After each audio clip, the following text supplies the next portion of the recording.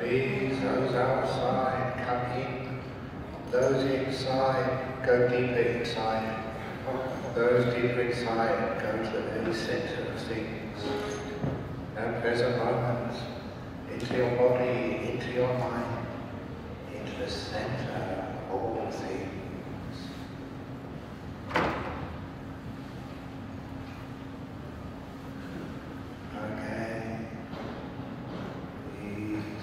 People are going to keep coming in because this is Malaysia,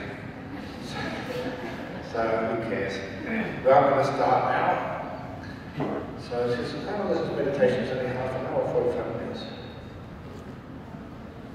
It's for 45 minutes till 10:30. So those who start first, you can get much deeper. Those who come late, they'll have to catch up with you. So sitting down. Closing your eyes.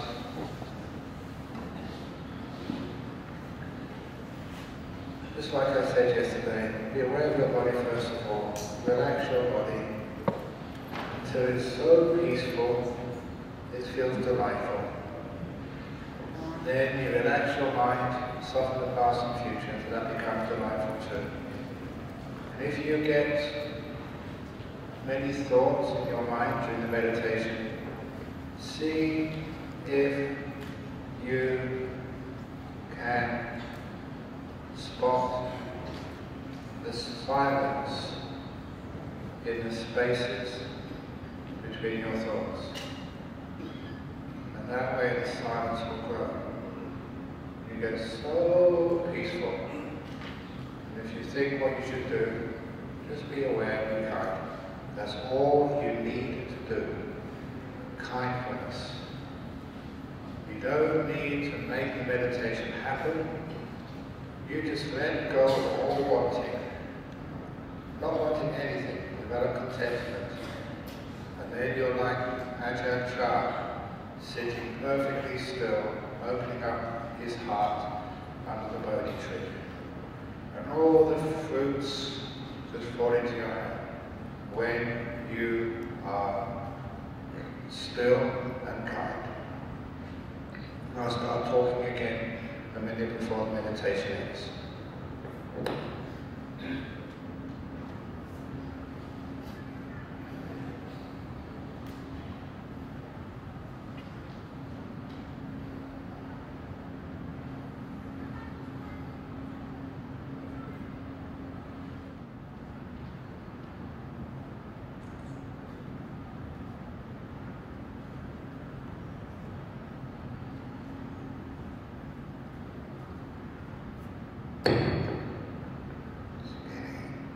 Close the end of the meditation session again. How do you feel? Just notice if meditation's happening yet.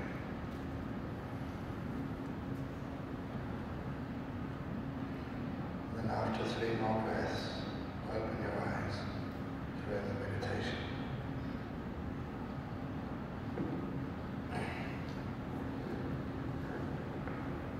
Very good. Now we have heaps of questions. Oh my goodness. So shall we cancel lunch today? Just do questions till 2 o'clock? Oh, you will never got that again. There we go. I'll try and do them as quickly and as thoroughly as possible. Ajahn, what do you think the practice of walking or wandering up, especially involving youth? Okay. What was it, that man who he told his wife that you should walk in my shoes and then you'll find out sort of how I feel. So she started walking, hasn't finished yet. A long way away, he's very happy. So walking meditation, wandering monk, is okay once you know what you're doing as a monk. But sometimes a wandering monk, when they're very young, they don't know what they're doing. The meditation's not strong enough yet, the precepts aren't strong enough yet, and really they're just doing what they want to do, rather than seeing if you can have some training. Being trained is not easy because you have to not do what you want to do, but do what the community wants to do. So sometimes it's good if you're a young monk, is not to do wandering yet until you are got some years of meditation and you know your precepts. Otherwise, you don't know what they're doing. Dear Ajahn, what is the topic of meditation when you first start meditation? Being. Is it metta meditation followed by being meditation or vice versa, and any other topics? Again, the object of meditation, as I said yesterday, what you are aware of is not as important as how you are aware. So, for example, you're doing the breath, but are you holding it tight with force? Are you afraid of letting it go? Are you trying to get somewhere? Those are the important questions to ask when you're meditating. And the object, that just happens quite naturally. And it changes. What is the best advice for a teenager who is unable to concentrate on her studies and not able to sleep at night without disturbances from mental thoughts? Is meditation the solution? Yes. If so, what type of meditation is recommended for her? Ajahn Brahm meditation. So, don't concentrate on your studies. Just, if you enjoy your studies, it's easy.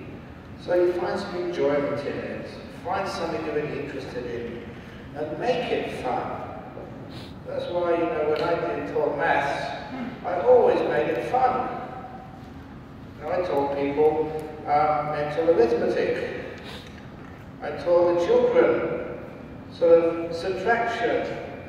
26 sheep in the field, 10 die, how many survive? What's the answer? 26 sheep in the field, 10 die, how many survive? The answer is 10.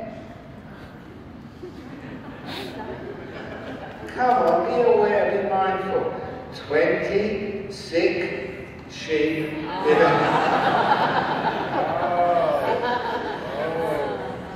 That makes it fun. English. What 10-letter word starts with gas?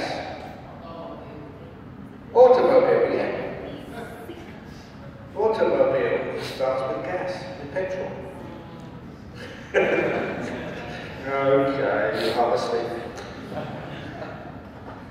When meditating, you tend to go to sleep. You allow yourself to sleep or to go back to the meditation practice. Allow yourself to go to sleep. The sleepiness will soon disappear. The sleepiness is just tiredness. Give your brain a little bit of a break, and then after a while the sleepiness vanishes, and you have a nice meditation. So just make sleepiness your meditation object. What do you meditate on? The breath? Or metta? No, on sleepiness. After what it vanishes. Just wondering, what is Buddhist stand on homosexuality? Buddhists don't have a stand on these things, they sit down.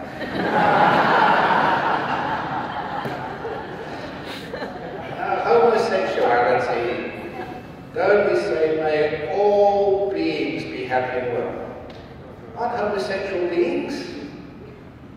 We can be kind to animals, we can be kind to dogs and cats and birds. Why are we so cruel to homosexual? It doesn't make any sense to me. So, all homosexual, bisexuality, they are not frowned on at all. The door of my heart is open to everybody. And so that they're respected, just like any other human being as well. So no problems at all. You are welcome in Buddhist temples. I'd rather have two people living in a gay relationship who care about each other and don't cheat on each other than having a man and a woman where the man has a mistress. Because a man and a woman, man has a mistress, and that's breaking precepts. Two men living together in a homosexual relationship who trust each other, that's much better. Not breaking precepts that way. That's true. So we have many, many gay couples in my organisation in Australia.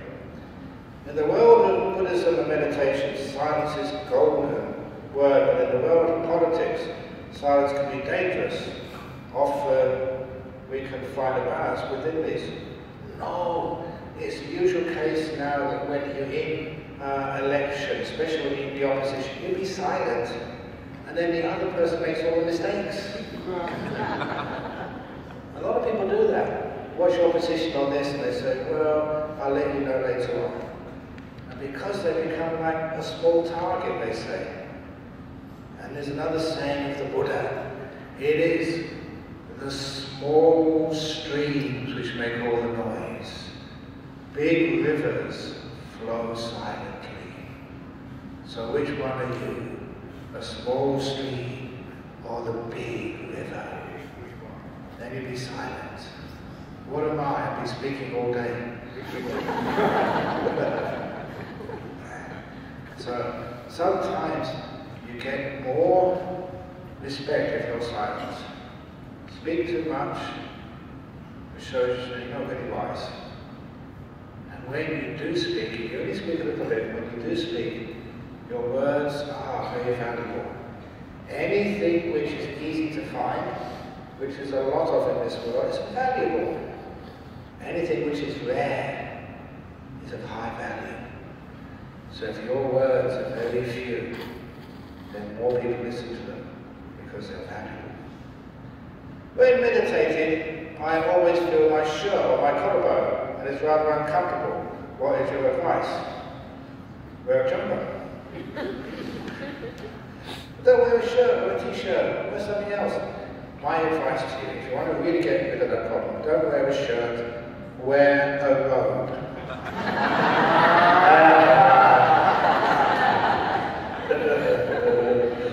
No, just forget about it. Sometimes you can obsess about these things.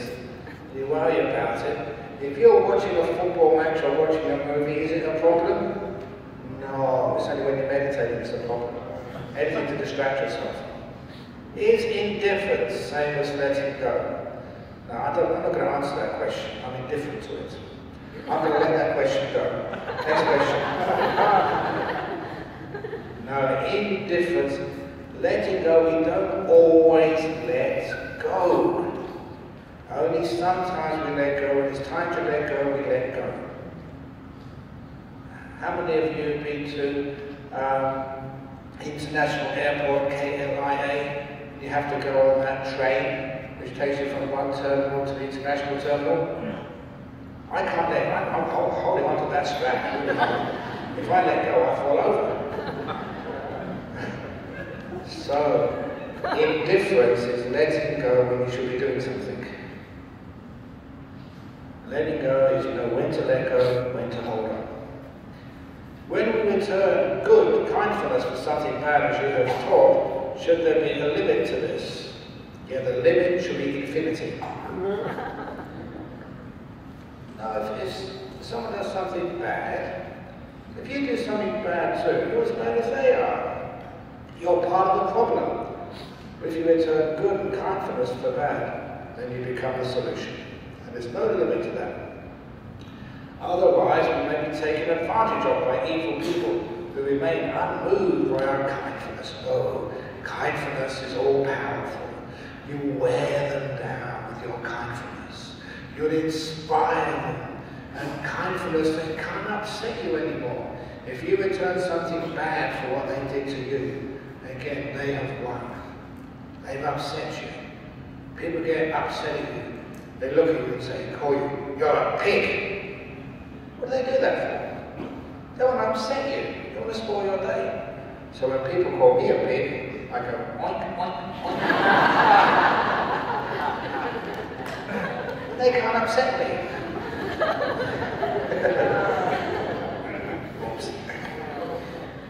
There was a story of the man. This is in Open of Your Heart. He was a soldier in Vietnam War in Thailand. And he was on the base, on the Air Force base somewhere. He was a black African. Thank you. He was a black African soldier, and he was going from the base into town on a cycle rickshaw. And the driver of the rickshaw He was going into the town with the passenger on the back, and they passed a roadside bar where many of the rickshaw drivers' friends were drinking alcohol and getting drunk. And because they were half drunk with alcohol, they didn't know really what they were saying. They pointed to that black African soldier and said, "Where are you taking that dirty dog to?" They called the black African-American soldier a dirty dog. And this was a big guy, like Muhammad Ali. And they thought there was going to be a fight. But the soldier was just smiling, looking at the scenery. And the driver thought, oh, this was in Thailand. This black African soldier can't understand Thai. So he pointed to the soldier and said, "Look how filthy he is. I'm taking him into town to throw him into the river for a good wash." Ha ha ha ha ha. Everyone laughed. The soldier just smiled at the scenery, even though he was called a dirty dog. It's not nice to call someone a dirty dog. But obviously he couldn't understand Thai, so they carried on. When they got to the destination, the soldier got out of the rickshaw and walked away without paying. The driver shouted after him, "Sir, money, baht, you've got to pay me." At which the passenger, the black African soldier who had just been called a dirty dog, turned around and said in perfect Thai, "Dogs don't have money." Now that is the way to deal with abuse. If you get angry back, you've lost. Be peaceful. If they call you a dog, you don't have to pay them. If we lower our expectations, we will get nothing, nor become anything of substance. Are we shortchanging ourselves? Can we be really happy? Look at me. I've got nothing. I've got no house. I have no apartment. I have no wife. I have no kids to look after me in my old age. I've got no money in the bank. I've got nothing. That is why I'm so happy. There was a Christian in Australia just before I went over to Europe, and he came up to me saying, nothing is better than God. I said, yes, you're right. Nothing, emptiness, is much better than your God. I said, that's not what I meant, but that's what I meant. So if you have nothing, you have nibbana, you have emptiness, you have freedom. When you have things, you have burdens, you have limitations, you have things you have to worry about and carry around wherever you go. If you have lots of money, you have to worry about it. It's really true, you know. So this afternoon, I'm going to make you be happy, let you be happy. You can let go of all your money in the donation box outside. Just out of compassion, you should donate another way. So you're not shortchanging yourself. The less you have, the more free you are. Ajahn, recently there was a Bhante from New Zealand who taught 8 precepts, practice here at Buddhist Maha Vihara, commented that due to your brilliant efforts and dedication, the most recent census recorded that the majority of religious followers in Western Australia is now Buddhist, overtaking Christianity or atheists, which were the majority previous. Maha sided you. Unfortunately, that's a bit of an exaggeration. Now, we've only got about 2.52%, but it still is more than many other places in the Western world, so we are growing. Buddhism is expanding in Australia, and so am I.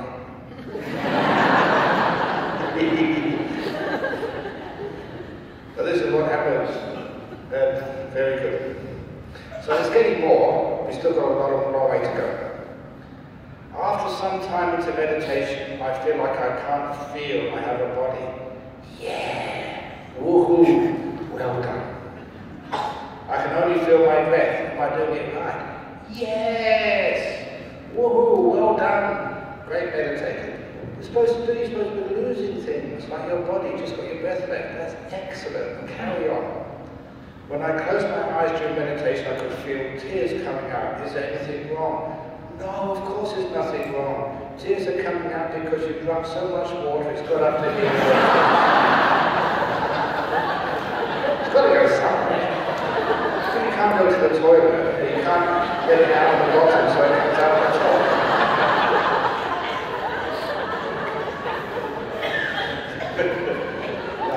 All it is, this is very good, in meditation you're getting happy. And these are tears of happiness.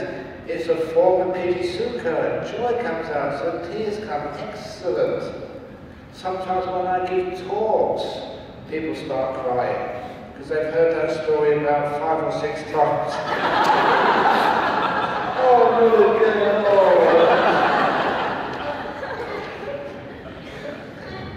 After closing my eyes during meditation, focusing on my breath, what should my mind be seeing? Whatever's right in front of it. Remember on the first piece of advice I gave you, endless questions, whatever it is in front of you right now, that's the most important thing in the world. Whatever. Not don't choose. We call that unconditional mindfulness. Not mindfulness which chooses. But mindfulness which sees whatever's right in front of you. We call it mindfulness, but unconditional. Sometimes mindfulness has got too much desires, too much selectiveness. I don't want to be aware of this, I want to be aware of something else. I want to be mindful of jhanas, I want to be mindful of limiters, I don't want to be mindful of this boring old mind in front of me. No, whatever's in front of you, unconditionally, open the door of your heart to this moment, whatever it is. Just remember that story my father told me? Wherever you go in life, son, whatever you do, however you turn out, whoever you are, the door of my heart will always be open to you. That's beautiful. You say that to your mind. Mind, however you are right this moment, sleepy, restlessness, stupid, whatever it is, mind, the door of my heart is open to you as you are right now. That's called unconditional mindfulness, otherwise known as kindfulness. You do that to your mind, ooh, you get peaceful and get sleep very, very quickly. When you choose, then you want something, you disturb the mind. So whatever you're aware of right now, unconditional awareness to it, with kindness, you still become really peaceful. Just like when my father said that to me, the door of my heart's open to you, no matter what you ever do, son. That made me a much better person. It actually made me become a more virtuous son, for a father who trusted me and loved me unconditionally. I didn't get worse, I got much, much better as a result of such unconditional acceptance. If you unconditionally accept your mind as it is right now, it doesn't get worse. It just gets pure and beautiful. So that's actually how it works. You try and change your mind, it gets worse. You love it, it gets better. How to take animal friends to take refuge. You get the kangaroo to put up his paws like this, good hum, sour language. Do you know that we have Buddhist kangaroos in Western Australia now? Buddhist kangaroos? Because Christian kangaroos, the difference between a Christian kangaroo and a Buddhist kangaroo, a Christian kangaroo holds their paws like this. And a Buddhist kangaroo holds their paws like this.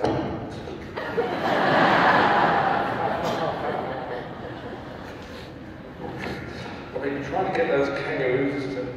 Anyway, how to take refuge. I don't know actually what you mean there, but just be kind to your animal friends and respect them. You know, have you heard about these horse whisperers and cat whisperers? They can get horses and animals and all sorts of things by being kind to them. And by talking to them, it's amazing just how good dogs and cats can understand you. A lot of times they pretend not to because they're naughty. But a lot of times they can understand what you're saying, what you're doing. Mind to mind. So that's how you can help them, be kind to them. How can you help animal friends so they can get reborn in the upper realms?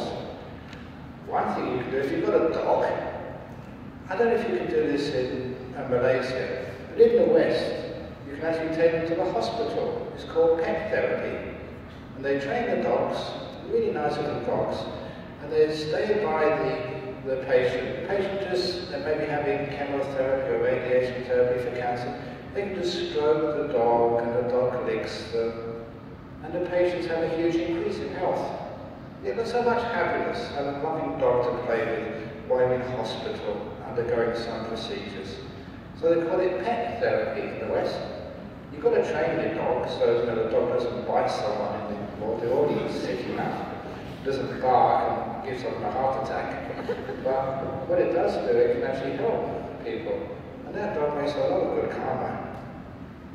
It's like the story of the man, the two men were talking together in the coffee shop. He said, no, I think I'm going to get a dog. So what dog are you going to get? He said, I'm going to get a Labrador. A nice golden Labrador. He said, please, get any dog, but never buy a Labrador. Why not, said his friend. Haven't you noticed people who get Labradors go blind?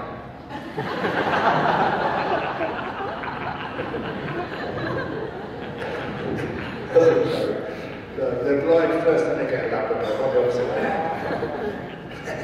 So those seeing dogs, they do a lot of good karma too. Or the dogs they have in airports, to sniff explosives or drugs, they do a lot of good too. They're helping protect the country. So many dogs can do a lot of good work these days. So don't just let the dog lounge around at home. Get him a job.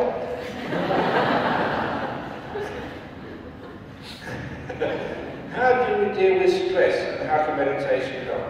Oh, stress is so easy. Your attitude is not having stress. It's whether you're negative. I don't want to do this. I never became a monk to sit here and have my photograph taken. I wanted to go to the toilet and you wouldn't let me. If I think like that, that's stress. If instead I think, wow, people are getting so much happiness, having a photograph taken with me, having their books on, I'll go to the toilet later on. Now that attitude means there's no stress. You enjoy yourself and other people have happiness.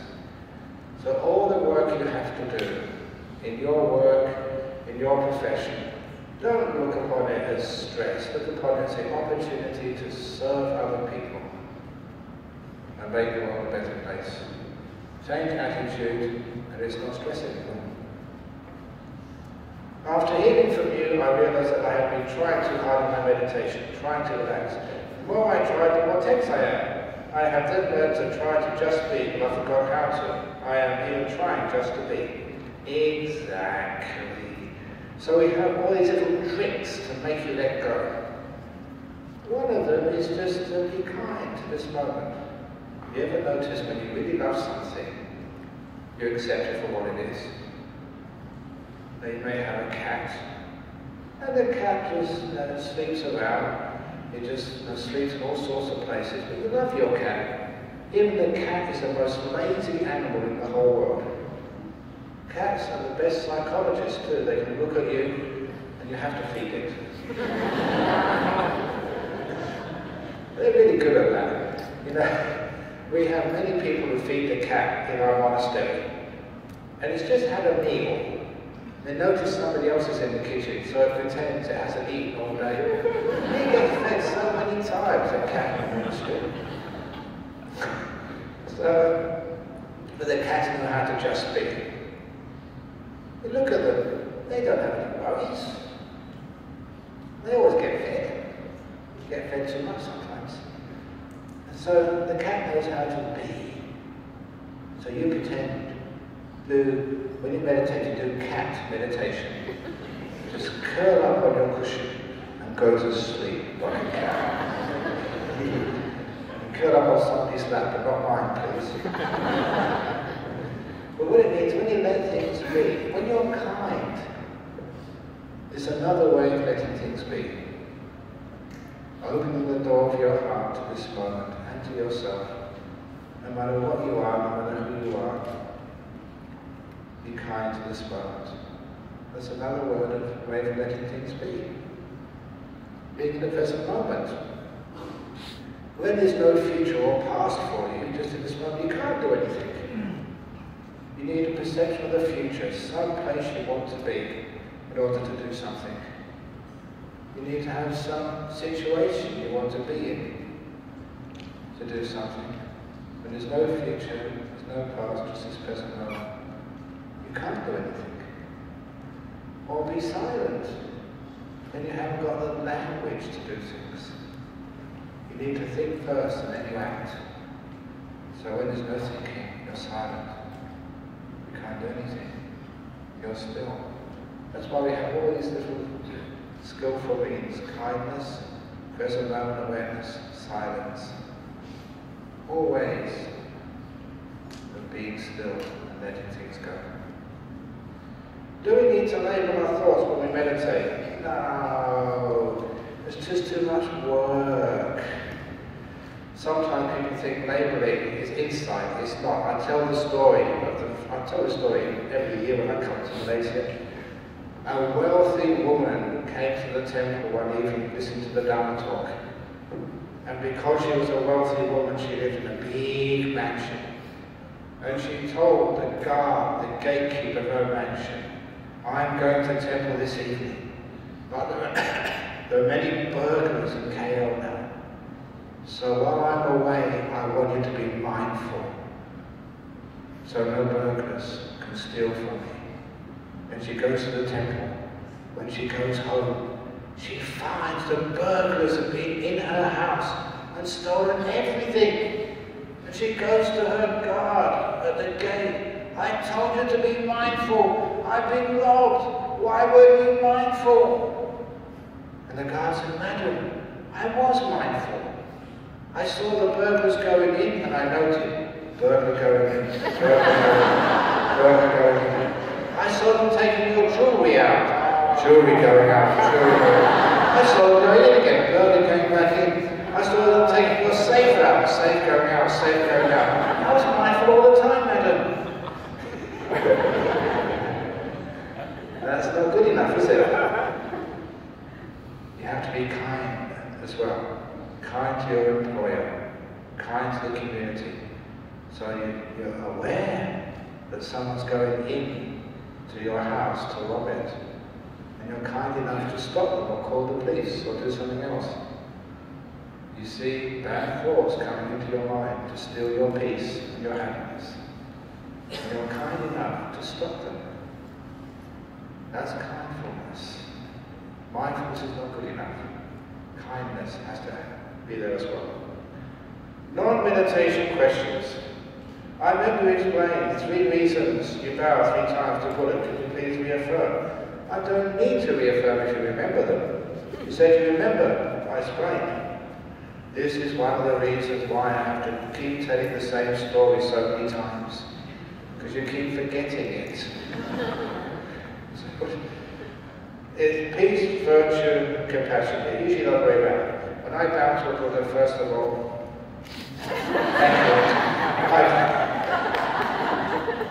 first of all, I bow to virtue. Because virtue is important to me. Then the second bow, I bow to peace. Peace in the world, peace in the community, peace in my family, peace in my heart. That's really important. And lastly, kindness and compassion. Because kindness, whenever you see acts of kindness and compassion, it's just like the sun comes out. It makes the world such a beautiful place, full of hope, when you see acts of kindness. So I remember peace, I remember virtue, I remember kindness, compassion. And I bow to that. That's why I worship. And when I worship virtue, peace and compassion, every time I bow to a Buddha, those qualities get stronger in me. Because I keep remembering them. When I bow, I remember how important they are. Virtue, peace and compassion. When I teach that in Australia, where people don't like bowing to anything, then they start bowing to the Buddha. They can't bow enough. Because virtue, peace and compassion. Why do monks wear robes and not pants and shirts, etc.? I never liked wearing trousers as a man. I was always afraid of the zip. The roads are much better. They're cooler. When you go to the toilet, it's much quicker. And also, my robe has many, many different purposes. It's my bed sheet at night. And when I went to Europe recently, my aircraft, there's only one way. I had to fly over Syria and Iraq, where there's a lot of problems. But some of my disciples were afraid. It's a dangerous part of the world. So they said, Ajahn Brahm, please don't go. Now, if there's some sort of aircraft emergency, and they have to land in Baghdad, you'll be in big trouble. Number one, I'm a Buddhist, white, and famous, so they get a good ransom. So you get kidnapped. You might get ill and throat cut. And I have my plan. If we have to land in Baghdad, and a white Buddhist famous monk, I'll put a slit in my robe and become my burqa. They wouldn't know there's a monk on it, it's just a brown burqa. So that's my plan. And if the plane explodes, I'll jump out at 30,000 feet and it becomes my parachute. You can't do that with a shirt or with trousers. So this is a multi-purpose robe. It's much better than what you wear. And last benefit, you know, when I'm having tea or a cup of coffee, I can spill it on this robe and I don't have to wash it. When you wear white, just a tiny stain and it really stands out. Yes, there's lots of stains, you can't see it. That's what brown is the best colour. How do you find peace of mind and change your thoughts into positive? Because my thoughts are made of negative. Oh, I've been teaching this for the last day and a half, and you still haven't understood. Oh, I'm a hopeless teacher. I'm going on. How do you change your thoughts into positive? The best simile is two bad bricks in a wall. That's such a powerful little story. You've heard it so many times. It's the first story in my first book, and it's the most famous. People actually come to monastery. They want a picture taken by the two bad bricks. Because they're actually in the monk's toilet. You can't go and take a picture down there in the monk's toilet. But one of these days I'm going to build a wall with two bad bricks on purpose, so visitors can come and have their photo taken by Ajahn Brahm's wall with the two bad bricks. If you don't know the story, first wall I ever built, I made two big mistakes. Two bricks were crooked, the rest of the bricks were perfect. I was so upset, I had nightmares. Literally, I woke up in the middle of the night and went, oh, we've really messed up this time. You've made a wall with two mistakes, everybody could see it. I was so embarrassed. I wanted to blow up the wall, destroy it. That's how negative I was until someone saw that wall and they said it was a beautiful wall. So you must be crazy, you must be blind. Can't you see the two bad bricks? And they said, yes, I can see the two bad bricks, but I can also see the 998 perfect bricks. It was me who was blind. All I could ever see for 3 months, was it 6 months, I can't remember now, were the two mistakes I made. I could not see the 998 perfect bricks which I made, until the person pointed them out. It was true, it was a beautiful wall. But when I could only see mistakes, I wanted to destroy that wall. When somebody pointed out there was more in life than my mistakes, I was at peace with my wall. That's why it's still there. That is why people commit suicide. They see two big mistakes in life and they can't see anything else. And they want to blow up themselves, kill themselves. That's why men and women, husbands and wives, get divorced.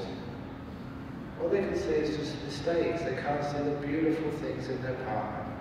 Why they got married in the first place. All they see is the adultery. All they see is the nag. They can't see anything else. That's why they get divorced. So that story, that has saved so many marriages, you wouldn't believe it. You see, your husband's not perfect, but then neither are you, the wife. You're good enough. And when I told that story at the cancer club, the builder came up and said, all bricklayers make mistakes. This was the nicest part, the ending of the story. And he said, in the building industry, when somebody makes a mistake when we're building somebody's house, we tell the client that is a feature. And we charge them an extra couple of $1,000 for it. That's beautiful. Your mistakes and your features, it makes you lovable. Just like the scars on the bark of a tree makes it got character, it's beautiful. So now, when somebody makes mistakes, the two bad bricks in the wall, that makes you human. That makes you beautiful.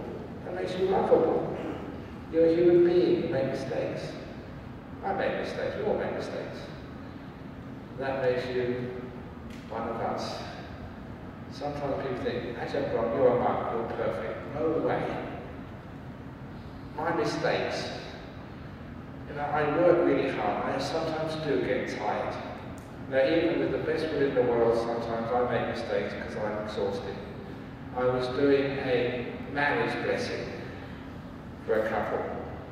I was so tired I did the wrong chanting. I did the funeral chanting. Instead of the wedding chanting. And they didn't know. They didn't understand what I was chanting. They said, Sada, Sada, Sada. It was for funerals. But they're still together. Amazing. So when I tell you I make mistakes, doesn't that make me more lovable? Yeah, of course it does. I'm one of you, you're one of us. We make mistakes, we've got bad bricks in the wall. Welcome to life. I can love people when they make mistakes. It makes it really funny.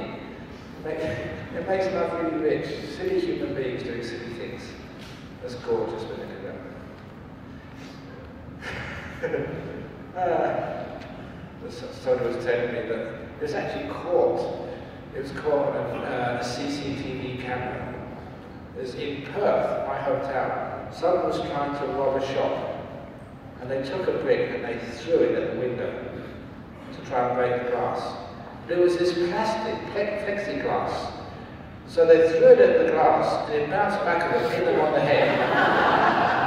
And they were unconscious, and the police found them unconscious by the shop. And they had the CCTV camera, what happened? So they went to show you. What a crazy criminal that is. They try to break the window, and they just break their own head. Some karma there, karma. Okay, can you please run us through again on how to meditate? I've been running you through that. Where have you been?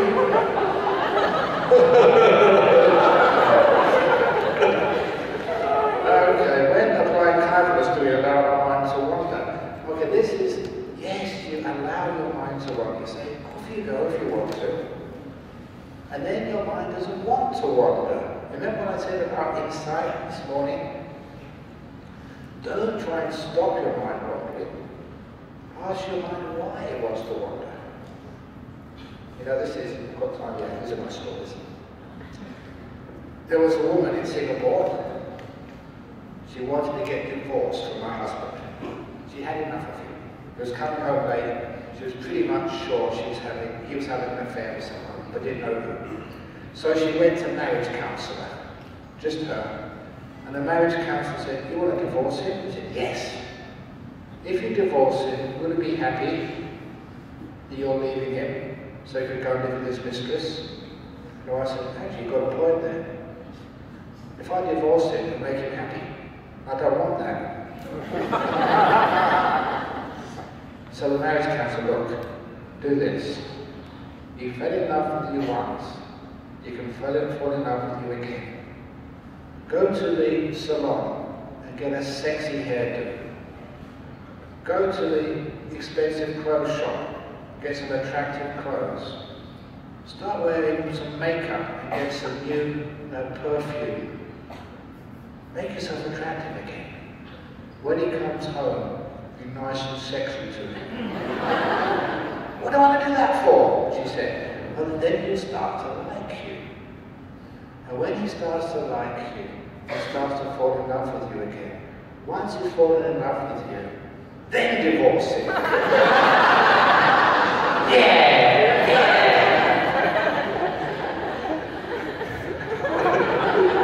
So that's what she did. Then she got a really nice hairdo, a modern hairdo, get herself started, big makeover, expensive, but it was worth it to get her back at her husband. And he started coming home earlier every evening. He started to become, nice to her. And every week, she'd go to the counsellor, how's it going? Yeah, he's coming home earlier. Yeah, he's being more kind, he's paying more attention to me. Yeah, has he fallen in love with you? Maybe not yet. And then, one week she never turned up. And so then, another week she never turned up. And so the counsellor called her and heard, what's going on? He said, has he fallen in love with you again yet? Oh yes, he's in love with me again now. Now's the time to get divorced. Oh no, he's so nice now. And the counsellor said, yes, that was my plan all along. Have a happy life together. The counsellor never wanted them to get divorced, but knew how people work and tricked her into getting her marriage back together again. That was a very wise marriage counsellor. So that's how you turn your thoughts from positive to negative to positive. And that's actually how, when you are kind to somebody, they want to stay with you. You get married back together again. And if you're kind to your mind may be having a mistress, so to speak, go off and thinking about this, thinking about that. If you're kind to your mind doesn't want to go anywhere. It want to stay with you, because you're such a beautiful person. Would you like me to stay longer? Because I'm kind to you. If I was like the boss from hell and say, shut up, sit straight, cross your legs properly, don't talk, turn off your mobile phones, don't do this, don't do that, then you couldn't wait till I leave. Who's gone? Now you understand how your mind works. If you're kind to your mind wants to stay with you forever.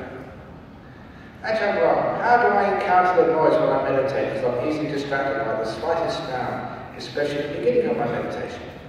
Don't disturb the sound. What do you expect? How many people in this room?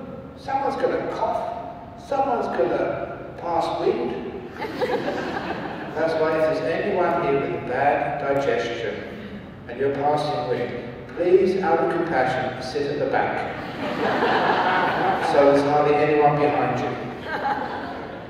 So I know why people are sitting in the back now. It's really bad to sit in the front and pass wind, so everybody behind you has to suffer.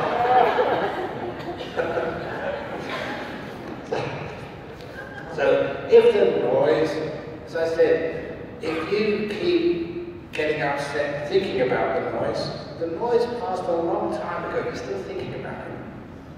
That's the noise, not what you hear in your ears, but the reaction it creates in your mind. You can't stop the noise outside, but you can stop the noise inside. And that's what we do. So when the door bangs and the bang is finished, you don't remember it. Yesterday you have explained the insight which can be attained through stillness of mind by sitting meditation. What about insight to be attained in walking meditation? The great insight in walking meditation, when you start at one end, you walk to the end, you walk back again. The great thing about walking meditation, you don't get anywhere. That is very deep. You end up where you started, just like life. You start life with no teeth, You end life with no teeth. You start life with no hair, you end with no hair. You start life wearing nappies, and you end life wearing nappies. It's amazing, isn't it? But we always want to get somewhere in meditation, instead of just being here. The great thing with walking meditation, you don't get anywhere. And actually doing something where you don't get anywhere is a very beautiful meditation. So if you're meditating and you're trying to get somewhere, trying to get jhanas, trying to get enlightened, you're wasting your time. Try walking meditation. You get absolutely nowhere. Where you start is where you end up. Isn't that deep? Yes, okay, good one. What about may I know how do you practice daily mindfulness? I don't practice mindfulness, I practice kindfulness. So when I get up in the morning, I do my 20 push-ups. I think I said my 20 push-ups already. I stand in front of the mirror. When I first get up, because that's sometimes you get up, you're tired, especially if you have to go to work. Oh God, it's a Monday morning, I've got to go to work and face the boss and face all. So in the mirror, instead of getting depressed, 20 push-ups. Wow.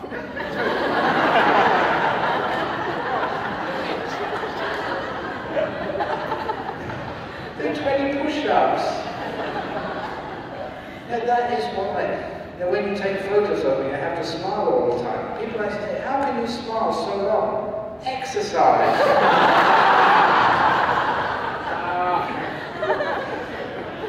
That's how I do my kindness in the morning. Sit up straight to begin with, and then you're okay for the rest of the day. While doing insight meditation, our posture tends to be bent. I would like to know, can I straighten my body and change the method to breath in and breath for a few minutes, then go back to something meditation started. Let's see if your body wants to be bent, let it be bent. It will straighten up by itself if it wants to. You know, I was meditating years ago, and I was tired, so I was slumped over. And I was aware enough, and I noticed my body straighten up. And I didn't do that. I never gave the order, it did it by itself. And I realized so much of my bodily stuff is automatic. Breathes by itself. I never tell it, okay, time to breathe in now. Breathe in enough, stop, now breathe out. It's totally automatic. Digestion is automatic, heartbeat is automatic. So much is automatic. And even your posture is automatic. When your body wants to straighten up, it will straighten up. You just let the body do what the body needs to do. And you just go from meditate. That's the best way. Is it a must to have an ajahn long-term in order to practice fruitfully? No, it's not. If you need an ajahn, a teacher, go and see Ajahn YouTube. YouTube is so wise. You get so much information, you know, on all these talks by this monk and that monk and this monk. So it's like you have an ajahn in your house. You have an ajahn in your bag. You get all these apps on your smartphone. You get the Buddhist teaching, Tripitaka downloaded on your iPhone. It's marvelous. You don't have to bother the real monks anymore. You actually have a nice easy time.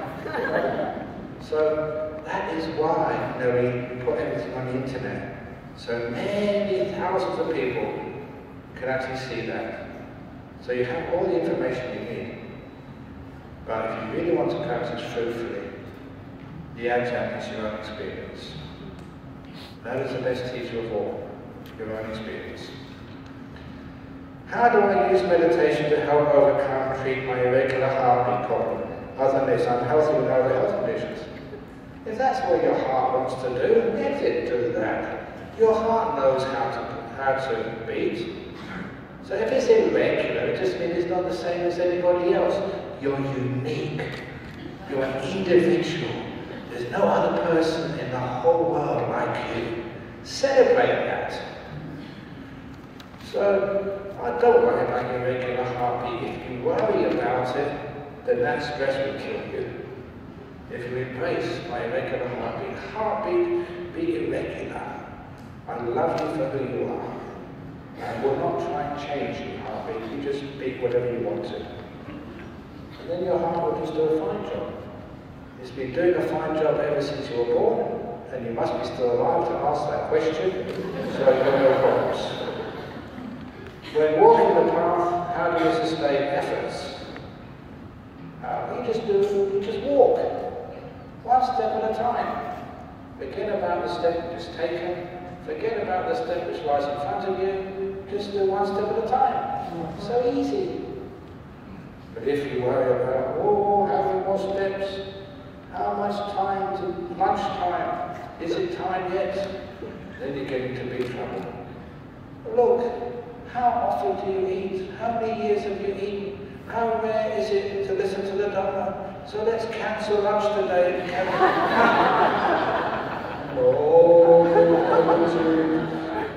So in walking path, just one step at a time. And that is your effort. Just to be aware of what's happening right now. And the effort to stop the mind going off into the future. What's going to happen next? I suffered stress-related anxiety when I meditate. Oh, not when you meditate. What are you anxious about when you meditate? You're not doing anything. You haven't got a boss. I am not going to give you a report card after meditation. Not A, B, C, D, E, and F. And anyway, if you do get an F, F means fantastic. E means excellent. A means awful. Let's turn it all about. So I got an F in meditation. Fantastic. What are you anxious about? There's nothing to achieve, nothing to get. So all anxiety is just worrying about the future. So just don't worry about anything. Ajahn Brahm is here, no fear. So why are you anxious when you meditate? Just let go and be. You're perfectly safe. I feel tension come and go in my head. As long as it goes, it doesn't come back again. Fine. What should I do? It means you are trying too hard. Don't try at all. See if you can. Your goal in your meditation is to be an abject failure. To be the worst meditator in the whole room. Try for that. Lower your expectations. And then there's no anxiety. And just be. Remember the story I told of that young boy who couldn't even pass grade 1.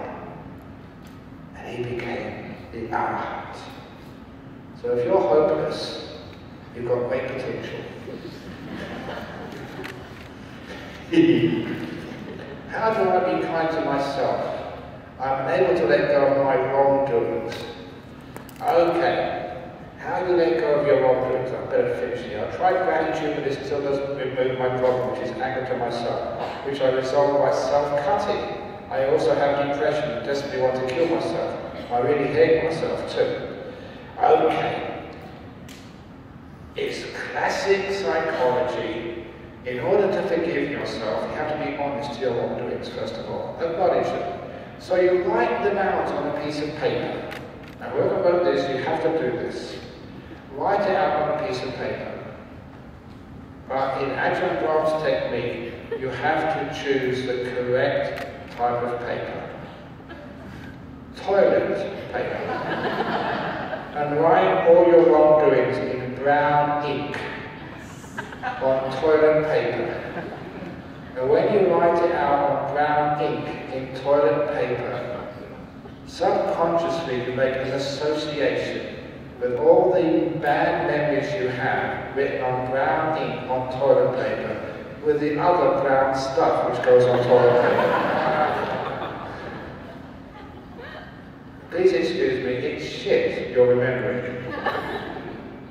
And if you use toilet paper, even if you belong to Greenpeace and you're really concerned about the environment, no one uses both sides of the toilet paper. If you've only got a little bit of brown in the corner, you don't put it in your pocket, fold it up to be recycled for the next time you have to go to the toilet. In a small amount of brown on the toilet paper, you just on one side, you put it down the toilet, you throw it away. You don't keep even a small bit of that brown stuff. And that association is important. When you write down all the bad things you've done in brown ink, the association is this is stinky stuff, it's dirty stuff, it's not anything you should keep. So once you've made an association, then you move to stage 2. You go to the toilet and you do the letting go ceremony. You read out in the toilet cubicle all the stuff you're ashamed of, all the bad stuff you did. You read it out, make the association this is not something you should keep. Then you put it in the toilet and you do the ceremony. Press the button. And it goes down the bend into the sewers and you don't see it again. Now, you may think that's a joke, because I say it's funny, therefore you remember it, but it works. This is making an association. How do you let go? Just say let go is not good enough. You need to do something. You've got to give it power. And associating those bad memories with the other brown stuff, and putting it in the toilet, doing some act to let it go, really helps. So whoever said that, try that. But please, not in the toilets in the Maha Vihara. Otherwise they will all get blocked. So, go up and do that.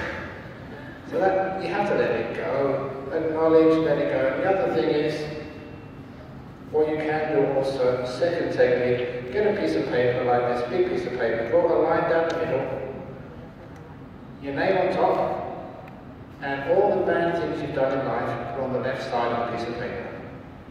All the bad things, fill it up the left side. Once you fill up the left side, on the right side, fill out all the beautiful, wonderful things you've done in life. All the acts of kindness, the acts of generosity, coming to the temple, giving Ajahn Brahm a cup of tea or an ampao, whatever it is. All the good things you've done. Write that down on the right-hand side of the paper. And don't stop until you've filled up the right-hand side. And then take a pair of scissors, cut it down the middle. The left-hand side, all your wrongdoings, put it in the trash can. The right-hand side, all the wonderful, beautiful things you've done, put it in your bag, in your purse, tape it next to your bed, so you always see it. And remind yourself you're not a bad person. Yeah, you've got bad bricks in the wall.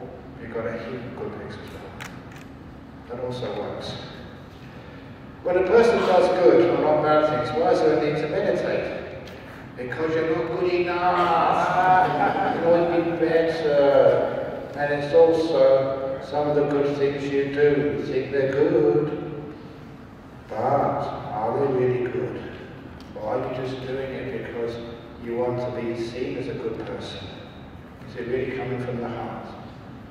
So if you really want to be super good, then meditate. It's the best way. Can I do visualization when I meditate? Yeah, you can do visualization. You can close your eyes and visualize lunch. There is lunch. I can visualize smelling it. I can visualize putting it in my mouth. I can visualize swallowing it. Then you don't have to eat.